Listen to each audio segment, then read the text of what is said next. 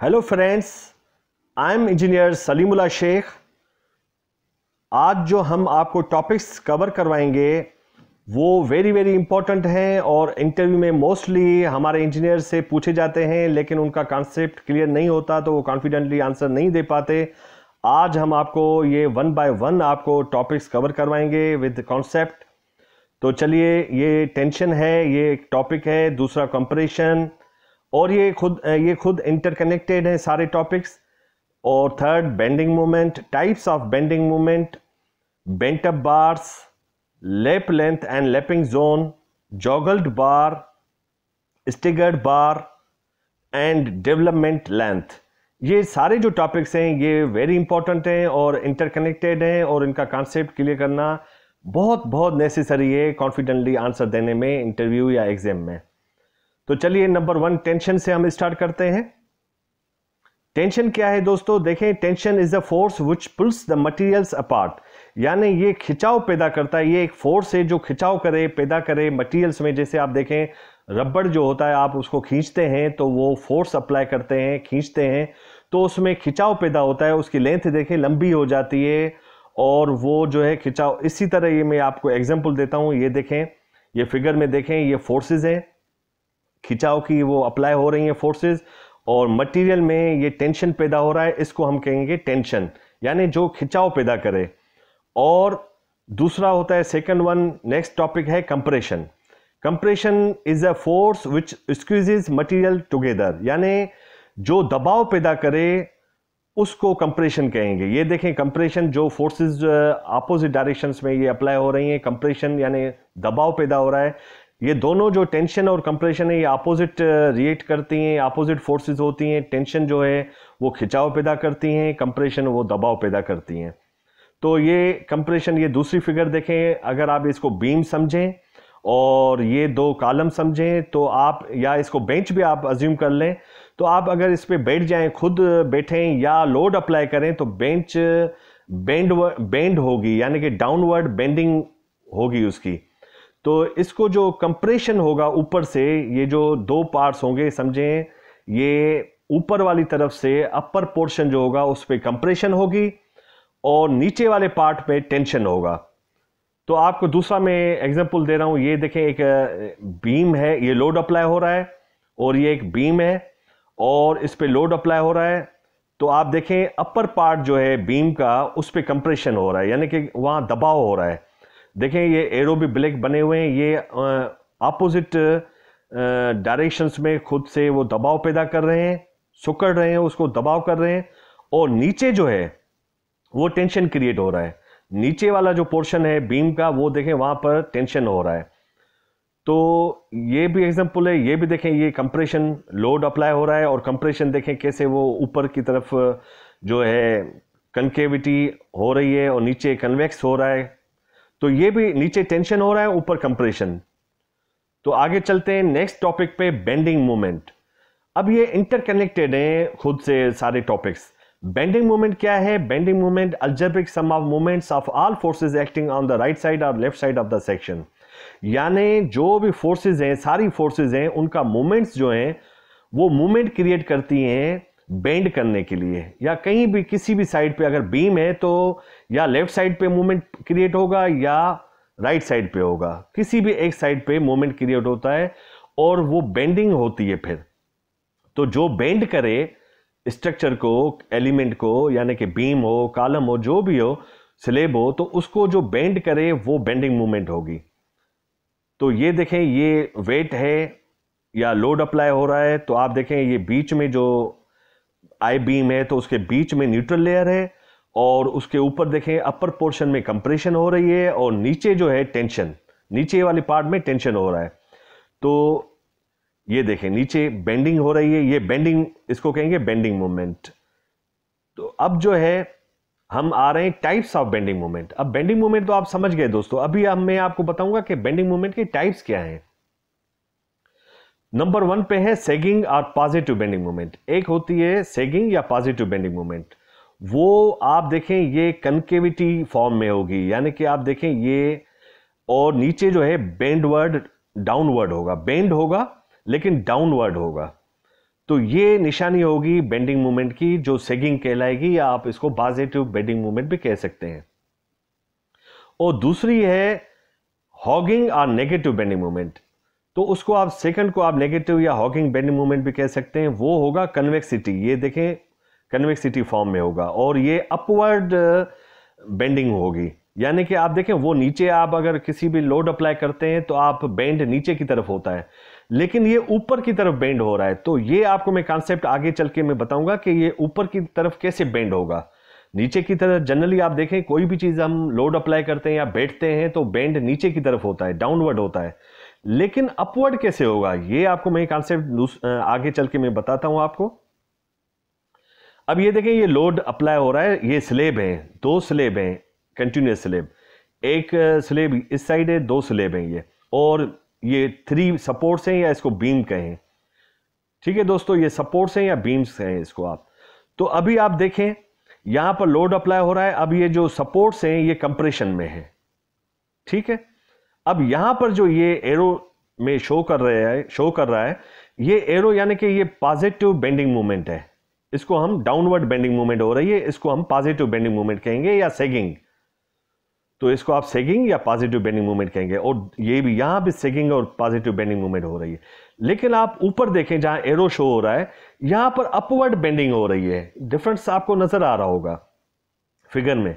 तो ये जो अपवर्ड हो रही है इसको, और यहां भी हो रही है सपोर्ट के ऊपर, जहां जहां सपोर्ट्स हैं और यहां भी हो रही है सपोर्ट के ऊपर, ये अपवर्ड बेंडिंग मूवमेंट कहलाएगी। इसको हम कहेंगे हॉगिंग और नेगेटिव बेंडिंग मूवमेंट। अब आते हैं नेक्स्ट टॉपिक पे, bent up bars. Bent up bars, जो हम बार्स बेंड करते हैं उनको हम बेंट अप बार्स कहते हैं। ये देखें, ये ब्लैक एरो आपको शो हो रहा है, ये स्लेब की डिजाइन रीइंफोर्समेंट है, मेन बार्स हैं, ये बेंट अप किया हुआ है। अब आपको बेंट अप बार की फिगर भी दिखाता हूं, ये देखें बोथ डायरेक्शंस में बेंट किया हुआ है बेंट अप बार। ये बेंट अप बार है और 45 डिग्री पे बेंट अप है, और इसकी जो बेंट किया जाता है वो है 0.42 D. D is the depth of the slab, लेकिन minus the top cover and bottom cover. तो इसकी डिजाइन ऐसे करेंगे आप बेंट अप की, कि बेंट कितना देना है लेंथ उसकी 0.42 D. D means depth of the slab, लेकिन उसमें से टॉप कवर और बॉटम कवर माइनस कर लेंगे आप। तो आप ये देखें, ये भी फिगर है, आप ये देखें, ये हमारी सपोर्ट से नीचे 3, और ये स्लेब का है, ये स्लेब है, और ये देखें बेंट अप बार, ये रेड कलर में जो शो हो रही है ये बेंट अप बार है। ये हमने जहां जहां बेंडिंग मूवमेंट हो रही है, सेगिंग या पॉजिटिव बेंडिंग मूवमेंट या नेगेटिव बेंडिंग मूवमेंट, वहां पर हम ये देखें ये बेंट अप बार दी गई है रेड कलर में आप देखें। और जो ब्लू में डायग्राम शो हो रहा है ये है बेंडिंग मोमेंट, पॉजिटिव भी नेगेटिव भी, जो मैंने आपको प्रीवियसली समझाया है। ये सेगिंग हो रही है पॉजिटिव बेंडिंग मूवमेंट, और ऊपर जो है नेगेटिव बेंडिंग मूवमेंट हो रही है, और तीनों सपोर्ट्स पे हो रही हैं।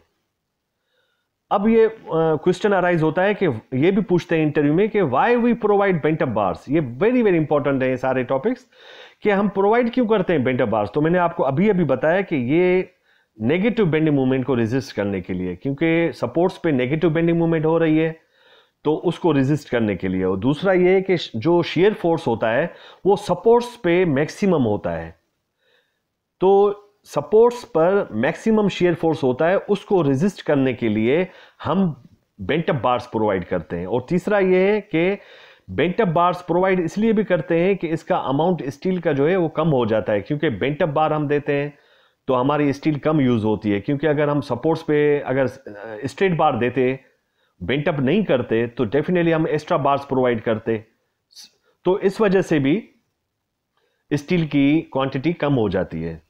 तो ये है। और यहां पर देखें ये क्रैंक बार्स हैं या बेंट अप बार कहें, ऊपर देखें हॉगिंग और नेगेटिव बेंडिंग मूवमेंट हो रही है, और नीचे पॉजिटिव बेंडिंग मूवमेंट। ये देखें ये ब्लैक जो ये एरो शो हो रहा है, ब्लैक ये बार जो है बेंट अप बार है।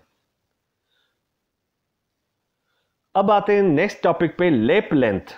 लैप लेंथ क्या है दोस्तों, देखें a length is provided to overlap 2 rebars to transfer load safely from one bar to another. यानी हम एक्स्ट्रा एक लेंथ प्रोवाइड कर लेते हैं ओवरलैपिंग के लिए, क्योंकि एक बार जो कम पड़ जाती है, शॉर्ट पड़ जाती है, तो हमारी जो स्लेब डिज़ाइनिंग में हमें रीइंफोर्समेंट चाहिए होती है, उसी बार को हम कैसे वो प्रोवाइड करें, तो हम दूसरी लेंथ वाली बार उसके साथ अटैच कर देते हैं, ओवरलैप करते हैं। आप देखें ये है, ये देखें, ये एक बार कम पड़ गई, यहाँ पर शॉर्ट हो गई, तो दूसरी बार उसके साथ कंटिन्यूस ओवरलैपिंग में स्टार्ट हो गई। ये क्यों करते हैं? क्योंकि देखें प्रैक्टिकली हमारे पास इतनी लेंथ की बार नहीं होती, लंबी बार नहीं होती, जो हम इतनी, अगर आपकी स्लेब इतनी बड़ी लंबी है तो जनरली हमारे पास 40 फीट की बार होती है। हमारे पास available length of steel bar is 40 foot होती है, 40 फीट। तो वो इसलिए होती है कि हमारी ट्रांसपोर्ट का इशू होता है, उसको लेने आने में वो इशू हो जाता है। अगर आपका कॉलम बहुत लंबा हो और उसकी हाइट बिल्डिंग की ज़्यादा हो, तो आप उसको कैसे खड़ा करेंगे स्टील बार को, इतना 40 फुट से ज़्यादा हो। तो ये जनरल स्टैंडर्ड बार साइज़ है, लेंथ है 40 फीट। तो ये अवेलेबल होती है मार्केट में। 40 फीट पे अगर आपकी स्लेब कम पड़ जाती है तो डेफिनेटली कंटिन्यूस करने के लिए ओवरलैपिंग करनी पड़ेगी आपको। तो ओवरलैपिंग करने से टर्मिनोलॉजी ये हुआ कि हमें ये, इसको कहेंगे हम लैप लेंथ, ठीक है। अब लैप लेंथ का भी एक इशू होता है कि लैप लेंथ आप कहां कहां प्रोवाइड करेंगे, किस जगह पर, तो उसको हम कहते हैं लैपिंग जोन, ठीक है। लैपिंग जोन का मकसद ये है कि अगर आप उस जगह पर आप ओवरलैपिंग करेंगे तो सही है, अगर गलत जगह पर कर दी तो आपका स्ट्रक्चर फेल्योर हो सकता है। अब आपको मैंने बताया था, ये देखें लोड अप्लाई हो रहा है, कंप्रेशन ऊपर हो रहा है, नीचे टेंशन हो रहा है, ठीक है, टेंशन हो रहा है। अब आपको मैं आ रहा हूं लैपिंग जोन पे। लैपिंग जोन क्या है? आप देखें ये कॉलम है और ऊपर स्लेब, ठीक है। अब दोस्तों ये समझिएगा कि टेंशन जोन, अब ये मैं लैपिंग जोन क्यों कह रहा हूं कि लैप लेंथ कहां प्रोवाइड करनी है। अब आप ऐसे थोड़ी ओवरलैपिंग आप अपनी मर्जी से करें, उसकी भी एक डिजाइन होगी। तो वो डिजाइन कैसे? आप देखें, ये इजी है बहुत समझना, कि आप देखें ये कॉलम है, ठीक है। अब यहां पर जो एरो शो हो रहा है, ये दूसरा एरो जो शो हो रहा है, ये ए है। इसके आप 3 जोन समझें, एक ए ऊपर, फिर बी, फिर ए।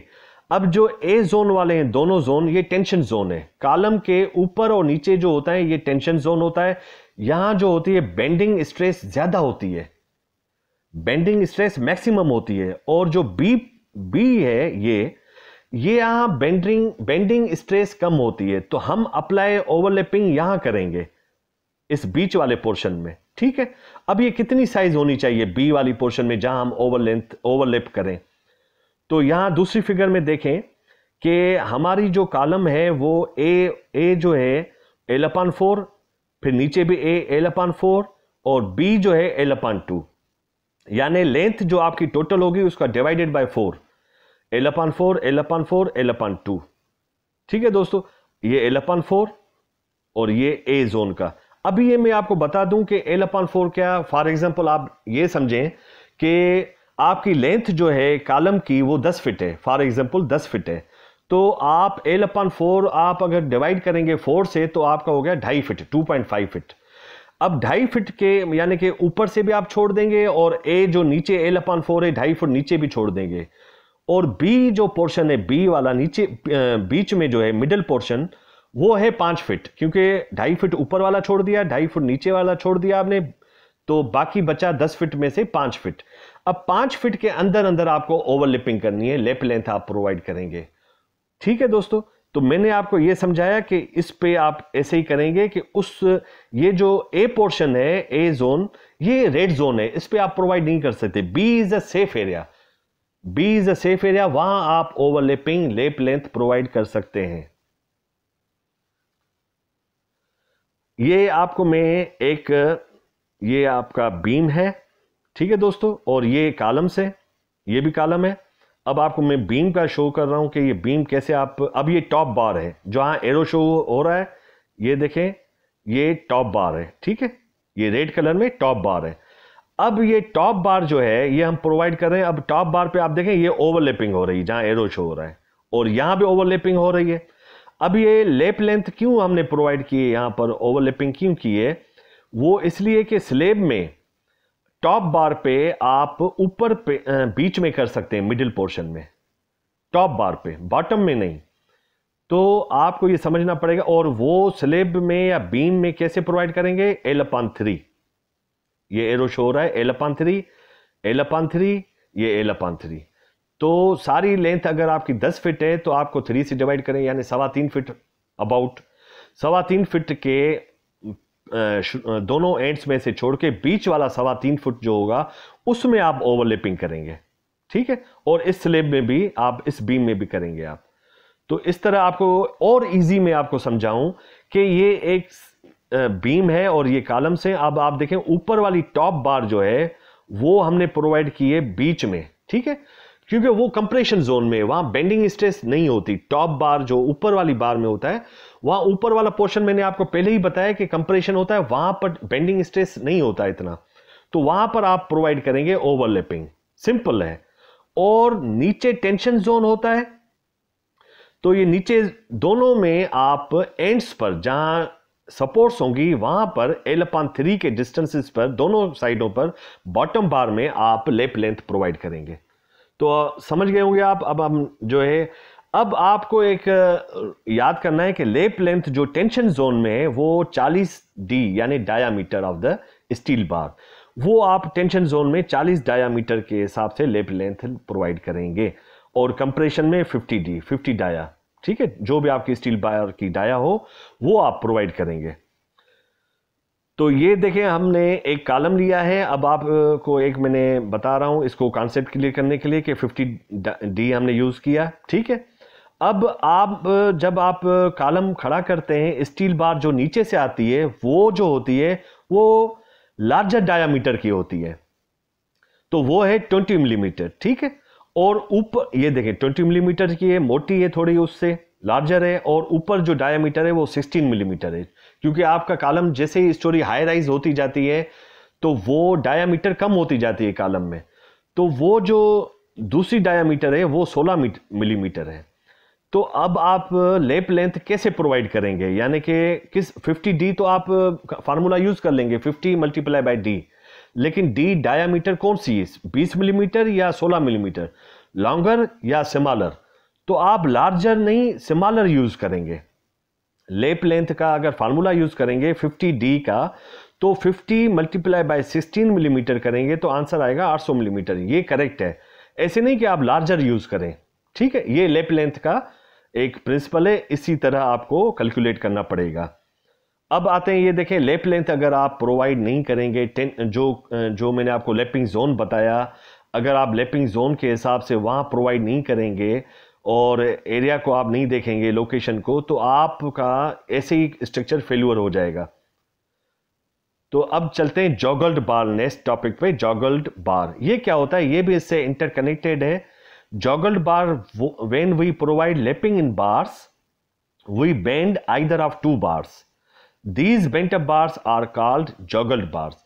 यानी हम लेपिंग जब प्रोवाइड करते हैं तो उनको किसी भी एक बार को बेंड करते हैं, तो इन बेंट अप बार्स को हम जॉगल्ड बार्स कहते हैं। अब देखें, आपको फिगर में बताता हूं, ये देखें, ये एरो जहां शो हो रहा है ये हमने बेंड किया, क्योंकि ओवरलैपिंग तो कर रहे हैं आप, लेकिन ओवरलैपिंग में उसको बेंड कर रहे हैं आप बार को, किसी भी बार को आप बेंड करेंगे, तो आप जब बेंड करेंगे तो ओवरलैपिंग होगी। तो ओवरलैपिंग करने के लिए आपको एक बार को बेंड करना पड़ेगा, उसको हम जॉगल्ड बार कहेंगे। अब ये क्वेश्चन अराइज होता है और इंटरव्यू में भी क्वेश्चन पूछे जाते हैं कि व्हाई वी प्रोवाइड जॉगल्ड बार्स, क्यों? तो आप उनको ये कह सकते हैं कॉन्फिडेंटली कि to maintain uniform clear cover. अब ये समझना पड़ेगा क्लियर कवर कैसे। अब आप देखें कि to maintain uniform clear cover, अब ये देखें, फिगर देखें, इक्वल। अब ये देखें यहां पर आप जहां ये देखें, ये इक्वल क्लियर कवर है, आप देखें दोनों में कवर जो है कंक्रीट कवर वो इक्वल है, ठीक है। अब अगर हम यहां पर नहीं करेंगे, अब आप ये देखिए अनइक्वल कवर है। अब क्यों है? क्योंकि आप यहां पर इंटरनली हमें प्रोवाइड करना है बेंड। अब आप यहां देखें, यहां इंटरनली प्रोवाइड है, अब बेंड कहां से किया हुआ है? अंदर की साइड से, इंटरनली, इनर साइड पे, आउटर साइड पे नहीं, और दूसरा आप देखेंगे यहां पर देखें आउटर साइड पे किया गया है, तो बेंड आउटर साइड पे गलत है, क्योंकि उसका फिर कंक्रीट कवर आप देखें, कंक्रीट कवर डिस्टर्ब हो गया, वो कम हो गया, तो इसके भी स्ट्रक्चर फेल्योर क्रैक्स हो जाएंगे। और यहां पर देखें आप, ये देखें, तो इस वजह से भी। अच्छा, दूसरा क्या इसका रीजन है why we provide joggle bars? दूसरा ये कि to maintain centre to centre distance between bars, ठीक है। और तीसरा ये रीजन है कि to prevent imbalance in load transfer, transfer load सही हो जाए अगर हम सही वो करेंगे तो अब ये है कि ये देखें, जहां आप ओवरलैपिंग कर रहे हैं, आप ये देखें ओवरलैपिंग कर रहे हैं, तो इनका जो जहां ओवरलैपिंग होगी वहां स्टीरअप्स की जो स्पेसिंग होगी वो मिनिमम रखेंगे आप, ठीक है। फिर आप जो स्पेसिंग है वो जो होगी वो डिस्टेंस वही रखेंगे, लेकिन यहां पर जहां ओवरलैपिंग हो रही है वहां पर आप स्पेसिंग जो स्पेस होगा वो कम रखेंगे आप, यानी स्टीरअप्स ज्यादा देने पड़ेंगे आपको लैपिंग जोन में जहां लैपिंग कर रहे हैं आप। तो ये देखें जॉगल्ड लेंथ कितनी देनी है, ये भी क्वेश्चन पूछा जाता है, तो आप कहेंगे 60 D, D is the diameter, जितनी की डाया होगी आपकी बार की उतना आप 6 को मल्टीप्लाई करेंगे 6 से, तो उतनी आपको लेंथ देनी है। अब आते हैं नेक्स्ट टॉपिक पे, स्टेगर्ड बार। दोस्तों staggered bar, when we provide lapping in bars, level of left part of bar is kept up and down position from one another. These bars are called staggered bars. अब क्या होता है, हम जब lapping, ये भी interconnected है, अब हम अगर लैपिंग करते हैं, ओवरलैपिंग करते हैं, प्रोवाइड करते हैं, तो हम जो है पोजीशन जो है बार्स की वो अप एंड डाउन करते हैं, यानी चेंज करते हैं पोजीशन। उन बार्स को हम स्टेगर्ड बार्स कहते हैं। अब कैसे देखें, यहां पर आप देखें ये एरो जहां शो हो रहा है, यहां पर लैपिंग ओवरलैपिंग देखें कहां हो रही है बार्स की, ठीक है, और दूसरी देखें नीचे हो रही है, फिर लोकेशन चेंज हो गई, अब तीसरी ऊपर हो रही है, चौथी फिर आप देखें नीचे हो रही। अब ये चारों बार्स की जो लोकेशन है ओवरलैपिंग की वो डिफरेंट है। ये सही एक मेथड है और सही वे है, करेक्ट है। अगर आप गलत वे ये है जो आपको अभी शो हो रहा है एरो से, एक ही लोकेशन में ओवरलैपिंग हो रही है जो स्ट्रक्चर फेल्यूर हो जाएगा। तो ओवरलैपिंग भी आप जो है एग्जैक्ट इक्वल लोकेशंस पे नहीं कर सकते। हाँ, ये हो सकता है कि 50% रूल्स है, कोड है कि 50% आप कर सकते हैं, यानी अगर इन 4 बार में से 2 बार अगर आप एक सेम सिमिलर पोजीशन पे रखेंगे तो वो सही है। अगर 2 से ज्यादा होंगे, यानी कि 50% से ज्यादा बार्स एक ही लोकेशन पे आप ओवरलैपिंग करेंगे तो वो गलत हो जाएगा, स्ट्रक्चर फेल्यूर हो जाएगा, ठीक है दोस्तों। अब ये भी देखें, ये सारी जो है ओवरलैपिंग। अब why we provide staggered bars, तो इसका आंसर है to prevent buckling of RCC structure. दूसरा रीजन है कि फेल्यूर स्ट्रक्चर का ना हो लैपिंग जोन में, जो मैंने पहले आपको प्रीवियसली बताया। और तीसरा है टू रेजिस्ट बेंडिंग मूवमेंट और लोड ट्रांसफर इजीली हो जाए, सेफली हो जाए। अब आते हैं डेवलपमेंट लेंथ पे, जो लास्ट टॉपिक है हमारी। अब डेवलपमेंट लेंथ क्या होती है, ये एक इसको एनकरेज लेंथ भी कहते हैं। ये डेवलपमेंट लेंथ हम प्रोवाइड करते हैं कंक्रीट और स्टील को बॉन्ड बेहतर करने के लिए, स्ट्रॉन्ग करने के लिए हमें डेवलपमेंट लेंथ प्रोवाइड करनी पड़ती है। इसकी डेफिनेशन ये है, a minimum length of bar embedded in concrete, कि हमें एक लेंथ, हम एक्स्ट्रा लेंथ प्रोवाइड करते हैं जो कंक्रीट में वो एक्स्ट्रा उसके साथ अटैच कर देते हैं। अगर बीम है तो कॉलम के साथ अटैच कर लेते हैं। अब आप देखें इस फिगर में कि हमारी जो बीम है वो यहां तक एंड हो जाता है, ठीक है। हम अगर बार प्रोवाइड करेंगे तो यहां तक करेंगे जहां तक एरो शो हो रहा है, यहां तक हमारा बीम एंड है, फिर कॉलम की जो हद है, लोकेशन, वो स्टार्ट हो जाती है। लेकिन हमने बार जो है ज्यादा प्रोवाइड की है इस वजह से कि हमारी डेवलपमेंट लेंथ कहलाएगी। अब देखें यहां एरो जहां हो रहा है यहां तक बीम एंड है हमारी, ये देखें दूसरा एरो यहां तक हमने कंटिन्यूस रखा है बार को।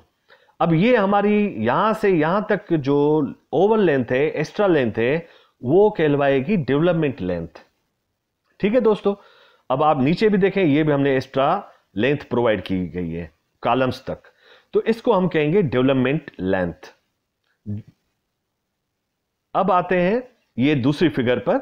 अब ये देखें यहां पर हमारा बीम एंड हो गया, हमने डेवलपमेंट लेंथ यहां से यहां तक प्रोवाइड की है, ठीक है। और नीचे भी देखें आप, यहां से बीम एंड हो रहा है, हमने कंटिन्यूस रखा बार को, और यहां तक हमारी बीम बार जो है वो कंटिन्यूस है, इसको हम डेवलपमेंट लेंथ कहेंगे। अब डेवलपमेंट लेंथ की जो डिज़ाइन है आप कितना प्रोवाइड करेंगे वो डिफरेंट होता है, कि टाइप ऑफ जो स्टील बार है वो प्लेन बार्स हैं, डिफॉर्म्ड बार्स हैं, डाया कितनी है, अब वो भी आपको कंसीडर करना पड़ेगा। और यहाँ पर एक टेबल में शो हो रहा है कि M20 के लिए 41 डाया, M25 के लिए फला 39 डाया, ये जो डिफरेंट डायाज जो है प्रोवाइड की गई है डेवलपमेंट लेंथ। अगर M20 के लिए 41 डायामीटर की डेवलपमेंट लेंथ लेनी पड़ेगी, यानी कि डाया मल्टीप्लाई करेंगे, जो डाया होगी स्टील बार की 41 से मल्टीप्लाई करेंगे। लेकिन आपको मैं थंब रूल बता देता हूं कि आपको 40 डाया लेनी है या 41 डाया, जो भी आपका डाया हो उसको 40 से मल्टीप्लाई करें या 41 से मल्टीप्लाई करें, ठीक है।